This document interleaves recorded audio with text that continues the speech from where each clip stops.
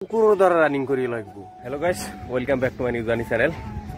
তো গাইজ, আপোনালোকে দেখা পালে যে ইতিমধ্যে আমাৰ আসাম পুলিচৰ ৰেজাল্ট দি দিলে।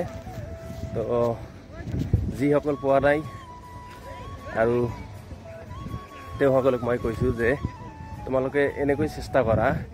তেওঁৰ ঘৰত চাকৰি হৈছে, আমাৰ ঘৰত চাকৰি হোৱা নাই। তেওঁৰ মা দেউতা ইমান মানে আনন্দত আছে, কিন্তু তোমাৰ মা দেউতা কেনেকুৱা আছে? বহুত মানে কষ্ট আছে, কান্দি আছে, বহুত কিবা কিবি কৰি আছে।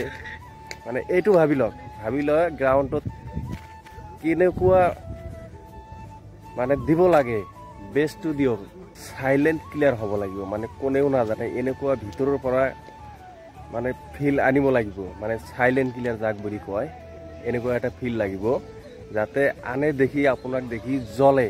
গ্ৰাউণ্ডত যেনেকৈ আপুনি ৰানিং কৰিব, যাতে বেলেগে মানে আপোনাক সমালোচনা কৰি থাকে যে এই লগত মানে ল'ৰাটো মানে কেনেকুৱা, এনেকুৱা এটা মানে ফিল জানি হৈ থাকে।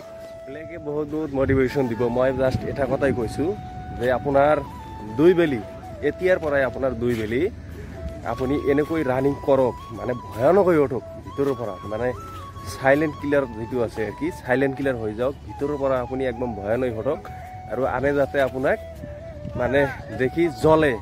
এইটো দেখা পাইছে না, গ্ৰাউণ্ডত আপুনি এই কুকুৰৰ দ্বাৰা ৰানিং কৰি লাগিব। মানে আপোনাৰ লগত কোনে আছে না আছে এইবিলাক আটাইবোৰ বাদ, একদম কুকুৰৰ দ্বাৰা ৰানিং কৰিব লাগিব, তেতিয়াহে আপুনি ছাকচেছ হ'ব পাৰিব।